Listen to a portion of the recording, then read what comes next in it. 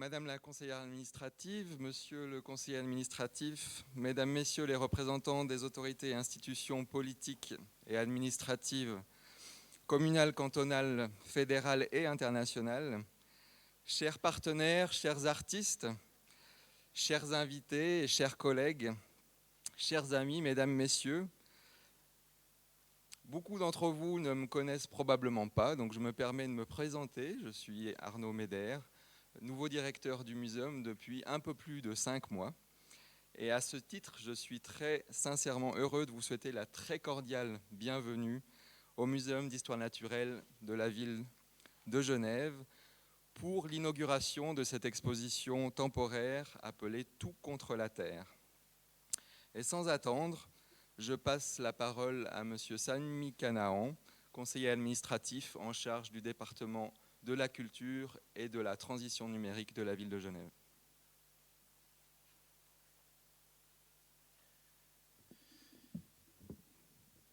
Merci, monsieur le directeur. Alors, bienvenue à toutes et tous, en particulier à ma collègue, en ce moment maire de la ville de Genève, Frédéric Perler, et par ailleurs en charge du département de l'aménagement, des constructions et de la mobilité. Il se trouve qu'on sort les deux d'une séance ad hoc du conseil administratif. On siège tous les mercredis, mais cet après-midi, c'était particulier parce qu'on travaillait sur la stratégie municipale d'urgence climatique, justement. Et donc, l'exposition résonne d'autant plus aussi pour nous deux ce soir, de pouvoir faire ce vernissage. C'est déjà un plaisir, bien sûr, d'être ensemble, parce que ce qui peut paraître banal, un vernissage d'une exposition dans un musée, notamment dans le musée de la ville de Genève, ne l'était plus depuis 18 mois. Donc en soi, c'est déjà réjouissant d'être ensemble. Et d'autant plus pour cette nouvelle exposition du musée d'histoire naturelle de Genève, Tout contre la Terre, avec un titre qui est objectivement assez, disons, voilà, on peut s'interroger. Le thème est d'une criante actualité. Les constats sont honnêtement affligeants et inquiétants. On a un vrai dérèglement climatique. On a une perte confirmée et surtout une accélération de la biodiversité. On a un effondrement des écosystèmes, un épuisement de nos ressources. La Terre est objectivement dans une situation très inquiétante. Et les réponses, alors elles commencent à émerger, mais elles sont clairement insuffisantes. Et surtout, nous sommes quelque part toutes et tous conscients que ça ne passera pas que par des mesures, disons, d'accompagnement un peu cosmétique, un peu minime. J'avais déjà eu l'occasion de le dire en 2019, il faut un changement de paradigme profond pour faire évoluer, voire révolutionner nos comportements. Alors du coup, ici, on a un projet, et c'est exemplaire, qui allie science et culture. Et du coup, nos musées, notamment le musée d'histoire naturelle, qui est à la fois une institution culturelle et scientifique, ces institutions ont un rôle absolument fondamental à jouer pour sensibiliser, pour expliquer, sensibiliser. Il ne s'agit pas ici de faire la morale, il s'agit de rappeler bien sûr des faits, et ensuite de trouver une manière d'interagir avec le public pour qu'il puisse se faire sa propre opinion, réagir. On a une prise de conscience à mener, toutes et tous, et ensuite à définir des actions communes. Alors je disais, le titre est particulier, vivre tout contre la Terre et pas contre elle. Tout est dans le tout, si je peux me permettre de dire. Les mots ont vraiment toute leur importance dans cette exposition.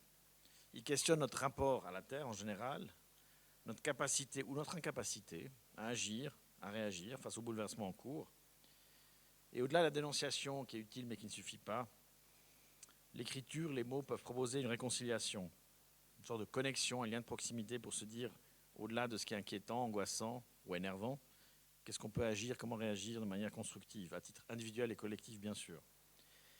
Et la force évocatrice d'un musée en général et du musée d'histoire naturelle dans ce cas-là est de permettre au public de penser notre lien à cette terre avec des apports scientifiques et des regards croisés. Dans cette exposition, les approches sont originales. Je relève d'ailleurs la place, et je peux vous dire que ce n'est pas banal dans cette maison, la place qui est faite à la philosophie et aux sciences affectives. Une première dans une exposition qui traite de la crise environnementale. C'est jamais simple de faire dialoguer des domaines scientifiques entre eux, et c'est une réussite dans ce cas-là. Aussi le dialogue entre les scientifiques et les artistes. Ici, il y a des dessinateurs et dessinatrices, des artistes, des poétesses, des photographes qui ont travaillé sur ce projet, notamment sur les collections du musée, ou plus largement sur l'exposition, pour mettre, je dirais, en lumière, en mots, en sons, contextualiser tout ce propos. L'exposition a évidemment pour vocation, et c'est fondamental, de pouvoir aborder tous les types de publics. les personnes qui connaissent déjà certains de ces faits, celles qui ne le connaissent pas, qui sont déjà totalement convaincues, d'autres qui sont dubitatives. Le but, c'est vraiment d'engager un dialogue aussi large que possible avec un public le plus diversifié possible. D'où d'ailleurs le programme très riche de médiation et d'accompagnement de ces expositions, bien sûr aussi pour les publics plus jeunes et les publics scolaires. Alors j'ai dit les mots sont fondamentaux dans cette exposition, mais les mots ne suffisent pas. Tôt ou tard, il faut passer aux actes. Conformément aux engagements pris par la ville pour répondre à l'urgence climatique, et dans le cadre des mesures de notre propre plan d'action climat-environnement départemental et de la stratégie municipale d'urgence climatique dont nous avons défini les principes, et sur le moment, comme je disais, cet après-midi et la semaine prochaine d'ailleurs de nouveau, je crois, et encore quelques fois, on est en train de définir des actions concrètes. Ça a permis effectivement de matérialiser par nos propres actions concrètes, y compris dans cette exposition, comment on peut être exemplaire.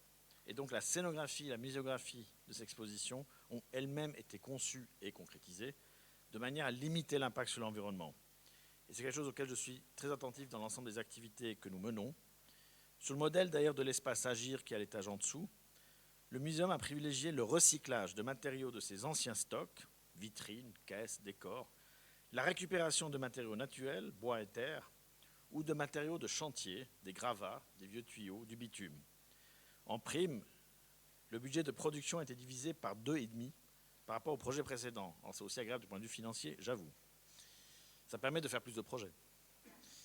Une performance et une expérience à reproduire ici et dans tous nos lieux culturels, bien évidemment. Donc j'aimerais terminer par évidemment des remerciements très très sincères à toutes les personnes qui ont œuvré à la réalisation de cette exposition, dont le thème me tient particulièrement à cœur, mais aussi à vous, j'imagine. J'aimerais remercier le muséum dans son ensemble, son directeur Arnaud Médère, le commissaire principal d'exposition Hervé Groscarré, responsable de l'unité des publics et expositions, et toutes les personnes de toutes les équipes, de tous les métiers, de toutes les fonctions, qui ont participé à la conception, au montage et à la mise en valeur de ces expositions. J'aimerais remercier aussi les personnes, par ailleurs, qui ont participé activement, Dominique Bourg, philosophe, Tobias Broche, psychologue, Christina Soriano, linguiste, pour leur contribution scientifique et plus largement les universités de Genève et de Lausanne, et bien sûr les artistes divers et multiples, dessinateurs, dessinatrices, photographes et ainsi de suite qui ont participé. Un très grand merci, et je crois que nous partageons la conviction que la crise environnementale n'est pas une fatalité et que nous avons la faculté de changer. Merci et belle découverte.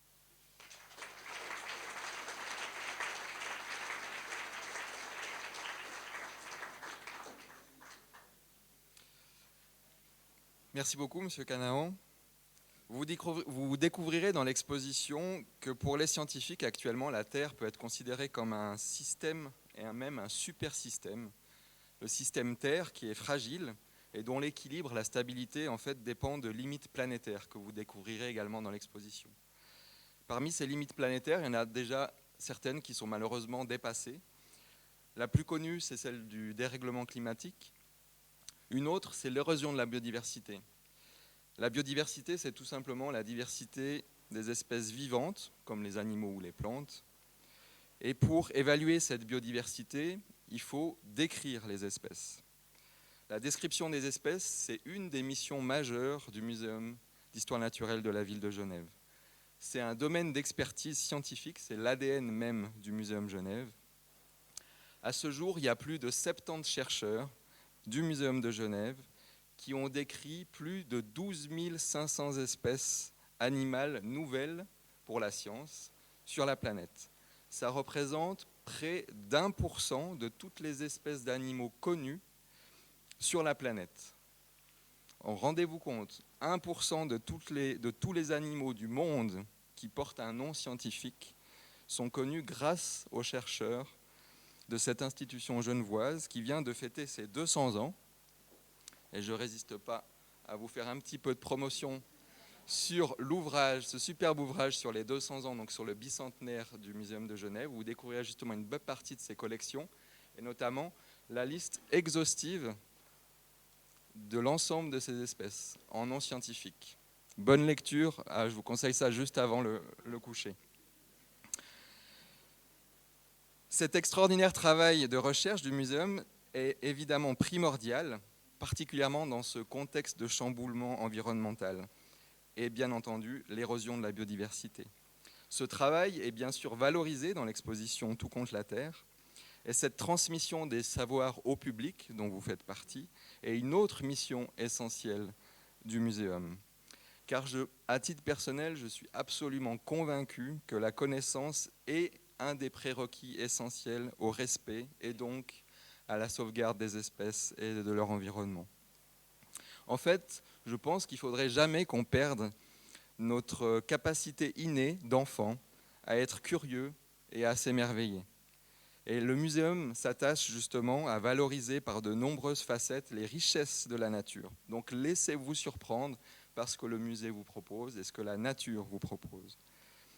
Le système Terre peut même être considéré comme un gigantesque muséum grandeur nature, comme l'évoque Sylvain Tesson dans un de ses romans. Un muséum géant constitué de collections vivantes. Et j'ai vraiment l'espoir que l'homme soit un véritable conservateur de ce musée planète. Pour cela, il suffit d'être déterminé à agir tout contre la Terre, avec bienveillance pour le vivant et l'environnement. En somme, avec empathie, une des émotions que vous découvrirez justement dans l'exposition Tout contre la Terre. J'en viens au moment délicat des remerciements. Délicat parce que c'est toujours difficile de citer tout le monde, particulièrement dans cette exposition, sans en oublier. Donc je vais changer la règle, soyons fous. Je vais remercier, parce que j'ai eu passablement l'occasion de remercier en direct un certain nombre de personnes, donc je tiens de manière globale à remercier très sincèrement l'ensemble des responsables du muséum et leurs équipes, ainsi que tous les externes qui ont travaillé sur l'exposition. Et je vous invite, pour avoir les noms, à consulter l'impressum, le générique qui est en fin d'exposition, où vous verrez la liste exhaustive, on l'espère, des noms des très nombreuses personnes qui ont contribué à la réussite de cette exposition. Et on va vous en présenter quelques personnes d'ailleurs ce soir qui sont présents parmi nous. Et je ne tarde pas à passer la parole à Hervé Groscarré, commissaire principal de l'exposition et responsable de l'unité des publics et expositions.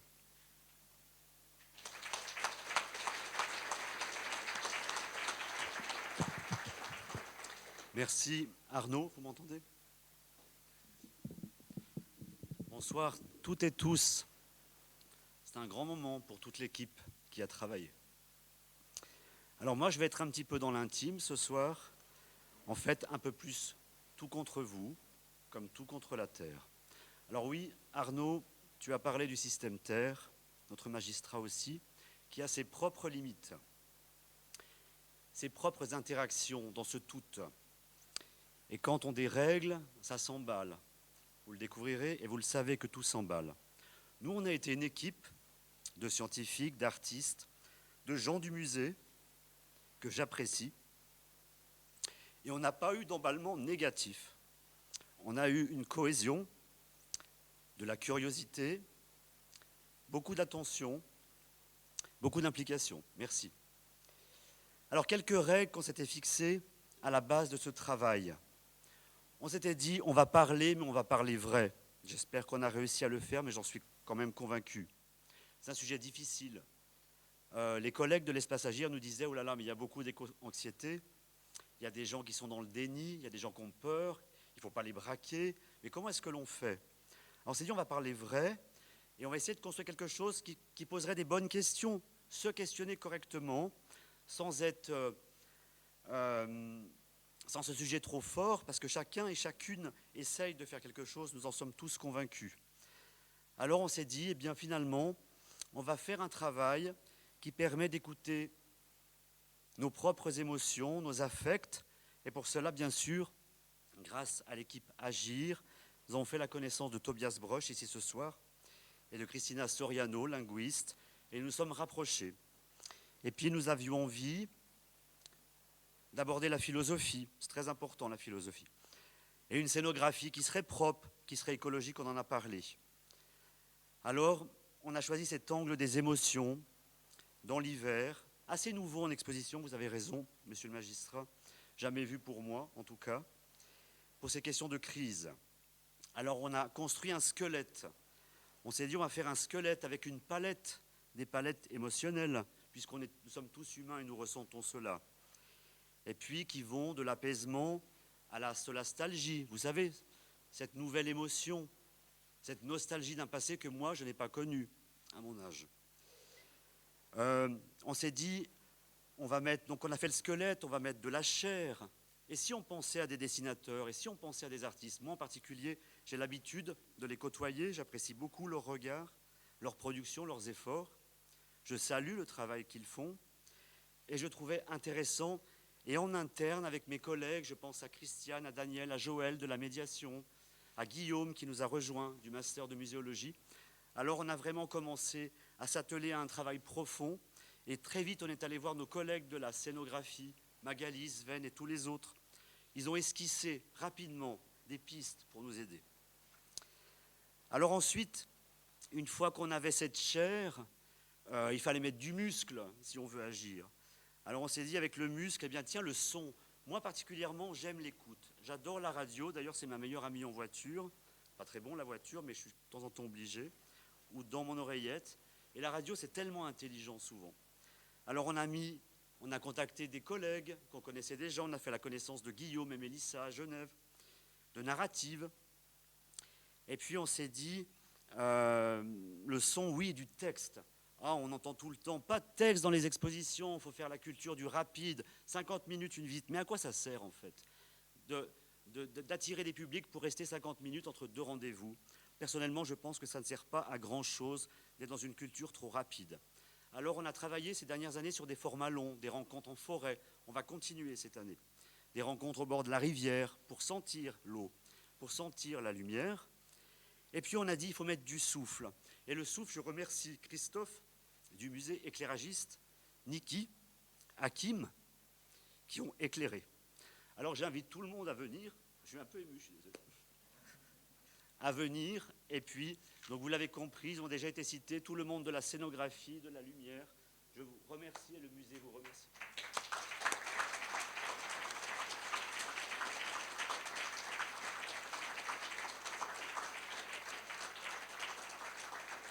Et puis je voulais dire, on a été écologique, donc maxi problème, mini édition. Merci Dominique, offert à tous les publics.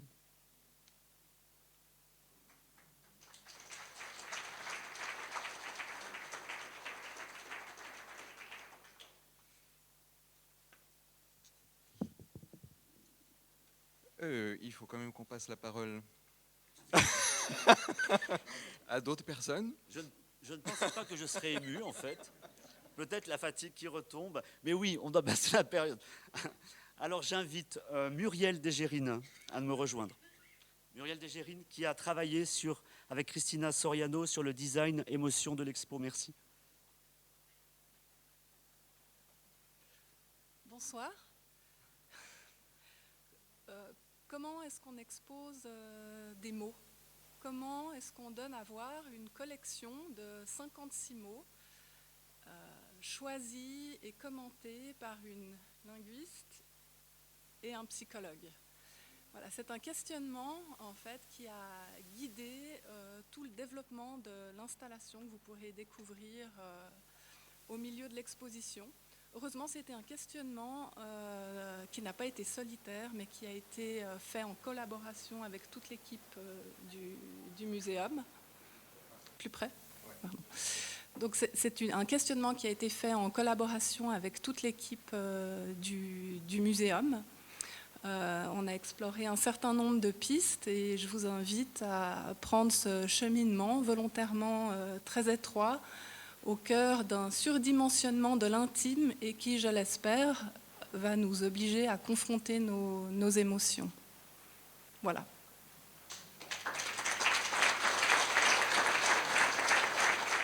J'invite à présent Dominique Bourg à nous rejoindre.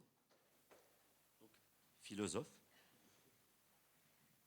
Merci Hervé, mesdames, messieurs. Bonjour. Déjà, tout d'abord, j'aimerais remercier Hervé et Arnaud de m'avoir associé à cette superbe aventure. Et puis un petit peu pour ramasser les choses, je voudrais repartir d'une phrase qui est devenue célèbre au début du siècle et du millénaire, d'un philosophe qui s'appelle Jean-Pierre Dupuy, et qui disait la chose suivante par rapport au changement climatique. Nous ne croyons pas ce que nous savons. Et comme vous le savez, même déjà début des années 2000, il y avait 2 siècles d'aventures scientifiques derrière nos connaissances sur le dérèglement climatique. Et cette aventure, elle a commencé à Genève avec Horace Bénédicte de Saussure. Ça vaut le coup de le rappeler. Eh bien, aujourd'hui, ce n'est plus le problème. En fait, et c'est plus grave. On peut dire, en rectifiant un peu cette phrase, que nous ne croyons pas même ce que nous sentons. Allez interroger les gens qui, cet été, en Allemagne, ont vécu des inondations complètement hors normes.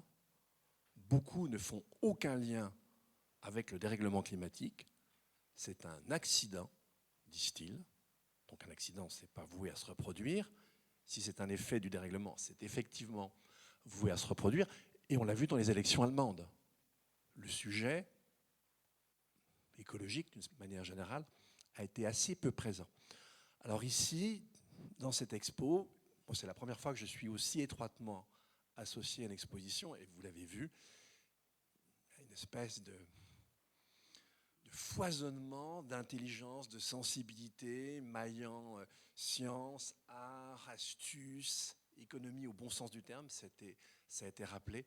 Eh bien, je voudrais simplement formuler un vœu, c'est que tous ces talents cessent de faire de nous une espèce rentemplant, qui ne voit même pas ce qui lui arrive, et que ce foisonnement de générosité, d'intelligence et d'astuce eh bien, nous permette de nous reconnecter avec ce qui nous fait vivre la nature. Et j'espère que, eh bien, en visitant cette expo, vous serez emportés par cette émotion. Merci.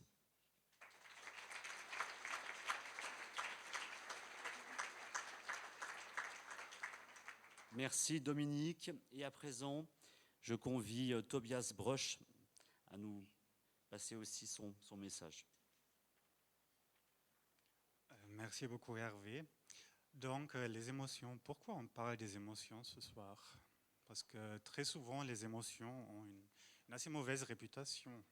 On les oppose à la pensée rationnelle, on dit on ne devrait pas être trop émotionnel. Mais en fait, je trouve que c'est faux. Et c'est ce qu'on trouve dans nos recherches. Ça indique plutôt qu'on a besoin de nos émotions pour bien fonctionner. En fait, sans émotions, on ne pourrait pas fonctionner. Les émotions nous montrent ce qui est important dans la vie. Imaginez, vous n'aurez pas une émotion par rapport à quelque chose qui ne vous touche pas, qui n'est pas pertinent pour vos préoccupations. Donc les émotions agissent comme un filtre, comme un guide qui nous aide à naviguer ce monde qui devient de plus en plus complexe. Les émotions influencent aussi nos actions, nos décisions, notre comportement. On veut obtenir ce qu'on aime, on rejette ce qu'on n'aime pas. Donc les émotions nous motivent à faire la bonne chose. Notamment les émotions négatives souvent nous montrent qu'il y a une certaine urgence d'agir. Les émotions positives aussi peuvent nous motiver à faire plus parce qu'on se sent bien. Donc, ce soir, dans cette exposition, on a essayé de développer le rôle de l'émotion dans le contexte de la crise environnementale, une situation très complexe, et donc aussi les émotions liées sont très complexes. Et c'est difficile de savoir quelle est la bonne émotion à sentir. Est-ce qu'on devrait avoir peur du changement climatique ? Parce que ça peut nous faire vouloir agir, de changer un peu nos habitudes, notre mode de vie. Mais après, si on a trop de peur, ça peut aussi déclencher soit la panique, soit la dépression. Maintenant, on parle beaucoup de l'éco-anxiété, donc d'être immobilisé parce qu'on a trop peur de ces changements et on pense qu'on peut rien faire, on ne peut pas agir. Donc ce soir, on vous invite à découvrir votre propre vécu émotionnel par rapport à toutes ces questions. Et on espère que vous aurez un voyage émotionnel, que vous allez rentrer à la maison avec plus d'émotions, y compris la joie et la curiosité qu'avant. Merci beaucoup.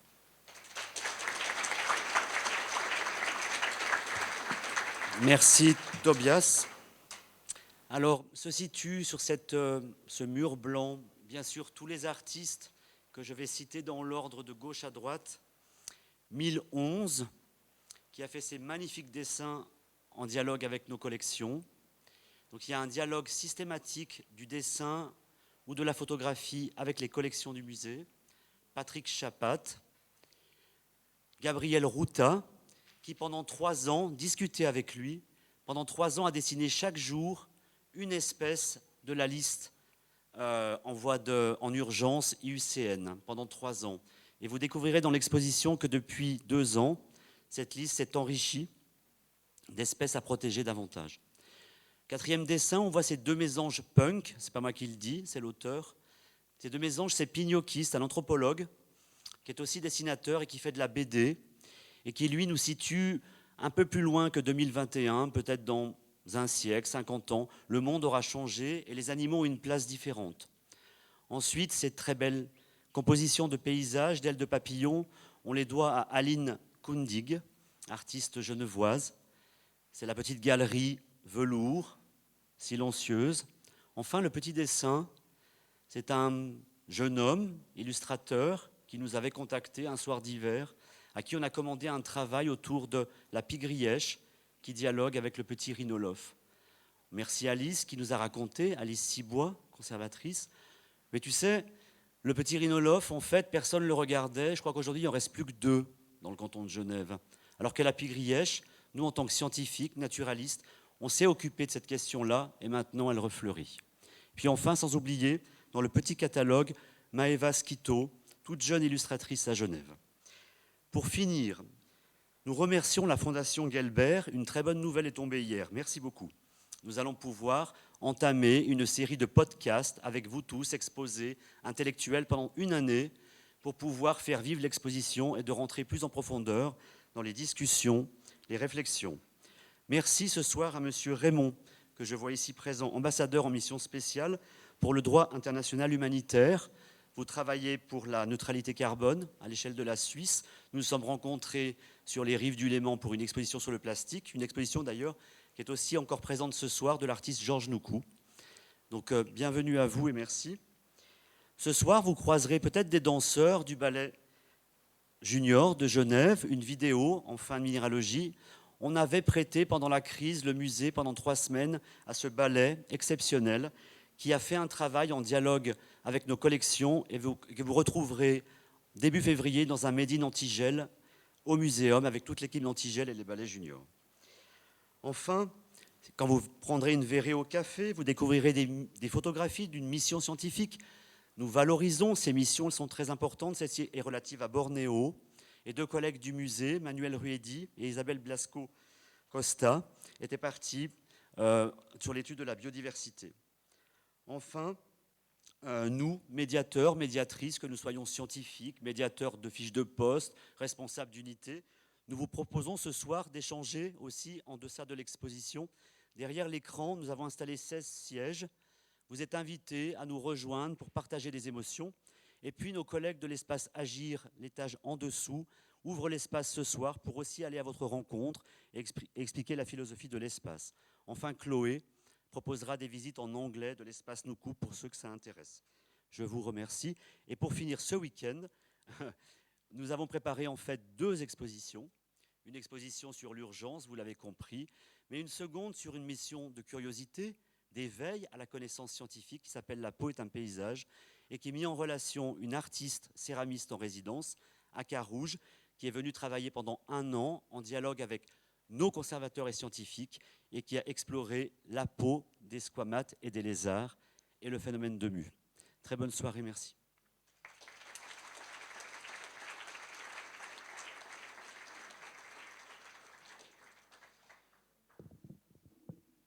Alors, transition non prévue, mais qui tombe à pic. En parlant de mue, j'ai une excellente nouvelle à vous annoncer, étant donné que d'importants crédits ont été votés tout dernièrement, qui vont permettre au Muséum d'histoire naturelle de la ville de Genève de faire sa mue ces prochaines années, notamment avec la construction d'un nouveau bâtiment pour accueillir les collections alcool de manière sécurisée, et des travaux de rénovation et de redynamisation des espaces publics et privés. Donc nous nous préparons avec grand enthousiasme à ce futur chantier tant espéré. Vous voyez que mon discours est teinté d'optimisme, parce que j'ai l'habitude de voir le verre toujours à moitié plein, même si on est dans une situation de crise environnementale, on peut agir, on peut faire quelque chose, et je vous invite à le faire. Pour l'heure, je vous souhaite une excellente visite de Tout contre la Terre et des interactions avec les équipes de médiation. Et je vous convie également au Verre de l'Amitié, au Café du Muséum, situé un étage en dessous, au 2e étage. Et je vous souhaite une excellente soirée et vous propose de féliciter à nouveau toutes les personnes impliquées dans cette exposition temporaire et à sa grande réussite par des applaudissements très nourris. Merci à vous.